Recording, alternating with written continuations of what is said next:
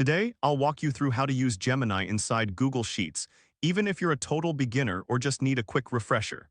By the end of this guide, you'll know exactly how to automate data entry with Smart Fill so you can save time and enhance your productivity. Let's get started. First, open your web browser and navigate to Google. You can do this by typing google.com in the address bar. This is where our journey begins. Next, look for the grid icon in the upper right corner of the Google homepage. This is the Apps button. Go ahead and click on it. This will display a menu of Google applications available to you. From this menu, select Sheets. This action will take you to Google Sheets, where you can create new spreadsheets or access existing ones.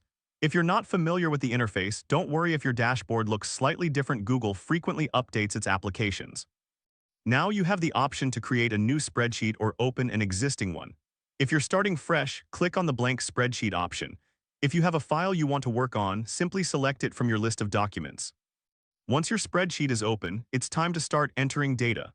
Begin by typing in the first entry in the highlighted cell.